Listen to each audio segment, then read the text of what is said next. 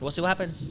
I'm excited. I'm excited to see them because I think watching watching music affect culture the way it does is such an interesting thing to see. Me as somebody who likes to study cultures, or has dabbled in. I have always said, and I will always say that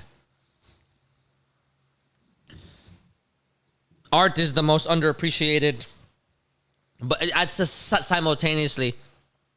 It's the most hated on, the most underappreciated, the most undervalued, but the most over consumed. Yes. Because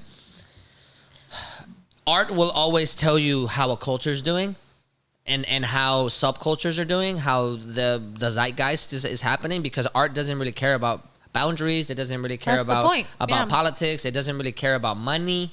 Of course, you can make the argument that like, when it comes to music and when it comes to these like labels and things like that, like they're going to be pushing for certain artists and mainstream and blah, blah, blah, blah. But in general, like every now and then you get a cultural moment that is of high relevance that you can't just ignore it for what it is. You know what I mean? Because there is there's subtext happening there. But then that's always been the case. Like a lot of right wingers right now, a lot of people in the right wing of the culture or in general, right? Where we've become heavily politicized.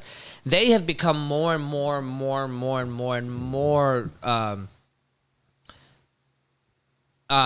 scrutinous. They have more scrutiny for art. Yeah. Because they're the first to say like, oh, well, art is woke, and they've gotten woke, and they have to do this DEI stuff, and they have to make everything gay, and they have to make, you know what I mean? But the only reason that kind of gets said in those spheres is because of the fact that art penetrates so deeply into the mind. Yes. You know what I mean? And regardless of the fact that like it's kind of nonsense when they say stuff like that, because all it means is that they don't understand the business aspect of art, especially in movies and shit. Mm-hmm. But it's not art's job to give you what you want.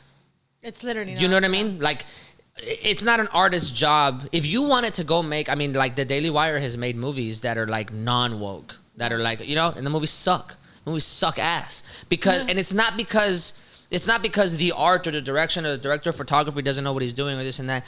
It's just because it's not a good story. Yeah. The story of you having to prove that you just didn't make a gay movie, or the story, or a story where you get to make fun of like what is a woman, or like what, you know what I mean? Like, it's just not a fun story. It's like it's boring. It's and as much as you get a lot of people that might watch it and they might go, yeah, fuck yeah, like it doesn't have replay value. Well, and that's you know what I mean? Because what people really like in art, and what people gravitate to in general, are stories. And sometimes it just so happens that a character is gay, but the story's good. Sometimes it just so happens that the character's gay or lesbian or whatever, and the story's not good, and then they make another one. Like, you know what I mean? But like, and they have a lot of those. Yeah, there's plenty of stories that are not good, that have that have black characters, that have white characters, but have, And that tells me, though, what that tells me is if you're making such a big fuss about very specific things, is it just proves how good it is.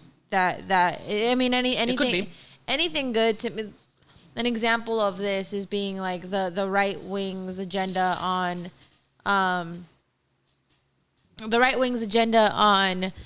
like, what are they doing? Right now they're banning books, for instance. They ban books. Right now they're like heavily dead set on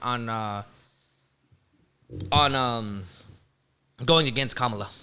That's that's their MO. Well, I meant like the right wing at the moment is currently trying to, in terms of agendas that are like, right now it's Project 2025. But that they're pushing away from art is what I'm saying. So like, I mean, they defund schools. That's what I'm saying. So like, them for like banning certain books, specifically certain books that are like, when you read the books, like for instance, them banning Fahrenheit 451 or To Kill a Mockingbird. That's a rough one, bro. If you're reading rough one. Both of those books, To Kill a Mockingbird is my second favorite book outside of Pride and Prejudice. But the book itself, because I read it when I was in like 8th grade or some shit like that. Yeah. And I remember reading it, and the way the doors opened for me, like the things that I was like, what the fuck? Like, I didn't know that. Like, this weird, empathetic thing, like, awoke from To Kill a Mockingbird is Forrest Gump. Yes. Like, yes. In the sense that, like, the writer is doing a phenomenal job of giving you history through the lens of the innocent. Yes. Yes. You know what I mean? Yes. Like, that's what the book is. And that's what Forrest Gump is. It's like taking in all these historical. It's like right? the boy with through the lens it's like of the somebody boy with the pure-hearted. striped pajamas. The way where because people watch that, we're like, no fucking way that just happened. And that's like very similar feeling that you get whenever you're reading To Kill a Mockingbird, and you're like, but this is a child watching this. Like, or like, why is this happening to Scout this child? is forever goaded. Yes, and so like, and Atticus. And Atticus is forever goaded. Atticus is forever goaded. And to me, though, you think about it, and you think about the fact that all these people are against kids reading this book, tells me just how much they understand the significance of kids learning this empathization from the eyes of a child. Yeah. Because when I was a child reading this, I was like, oh my God. It made an impact on you. It made a huge impact on me. And I think it made a huge impact on a lot of people. Yeah, 100%. And I don't know if it had that much of a gravity on me, but I understood the book. Yeah. But I was like, yo, this is crazy. This is wild. Even just understanding the book allows you to put yourself in the situation, whether or not you're somebody who's extremely empathetic or not, to put yourself in a situation where you were like that. I relate to some of these things. I relate to certain feelings that Scout might have been having. And I don't understand certain things that I've seen. And you start to put them in perspective of like, oh my God, did I really just see that? Like, oh my God, did I really go through something not like that, but something to my own extent of having this big gravity on me as a child and being like, I'm a human. Like all of a sudden, all these crazy things are happening, which kind of going back to this comment you said about, the right, you said at the very beginning how the right is very much kind of like against the idea of art. Yeah. I just don't think they understand They're like their biggest critics in terms of that. Yeah, I mean, they're like really loud about critiquing art, but they don't understand art. And I think that's part of it. What I mean? So like the not understanding part, and this doesn't have to do with the right, but it has to do with not understanding art. My man's is not somebody who's ever been big into art.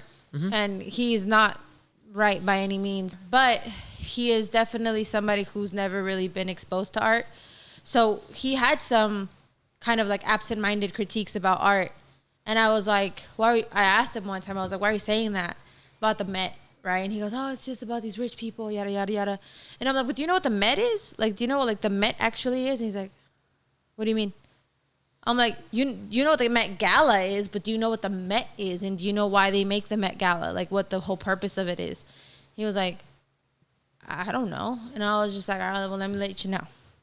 And I just kind of told him about it. And he was like, well, I didn't know a lot about this. I don't know a lot about, like, art and not in literature, music, even just, like, actual art, like paintings and whatever, sculptures, all that stuff. He's like, I don't know anything about art history. It was, but I could say, like, after a while of us, you know, having conversations in and out of this, he's like, well, I guess there's just some things that I don't understand, but now I understand that because I don't understand it, there's really no place for me to, like, judge on them. Critique it. Because I don't understand what's going on. And so, on that note, if you don't know what the fuck this is, if you don't know what the fuck you're looking at or talking about, then shut up. No digas nada. No digas nada. Mind your business. Mind your business. Mind your business. If you don't know what you're talking about, then shut up. Well, unfortunately, a lot of people don't know what they're talking about. But I think in terms of art, you see, the thing that really like aggravates me about people that critique art is that on one hand, like it'll be a lot of like right wingers online that are critiquing art.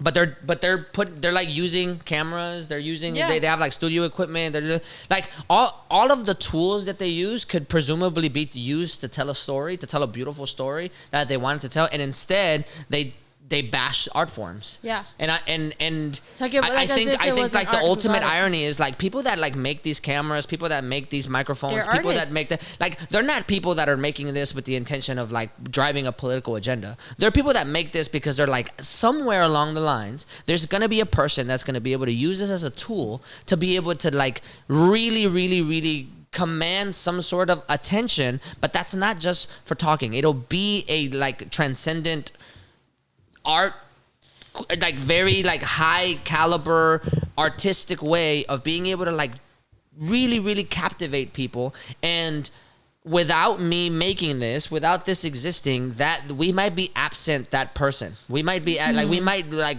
the life will continue without like all of this. That's why people make guitars. That's why people make, you know, that's why musicians exist despite like the low pay or the 95% unemployment rate. That's why like there's just so much stuff that this goes back to the point I made about it being like so critiqued and undervalued, because it's simultaneously overvalued and undervalued, because you'll critique it so much.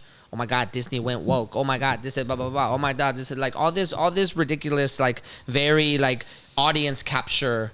Yeah. You're just saying that because your audience wants to see it's a political year and you wanna win the election. Like it's just nothing of substance. You look at that and you say something and then you say, well, what do you want? Let's just like strip it all down. What do you want? You want Trump to win. Oh, what do you want? What do you want Trump to do? Well, you want Trump to lower your taxes. Okay, why do you want Trump to lower your taxes? Well, because I want more money. What do you want more money for? So I can go enjoy art. What?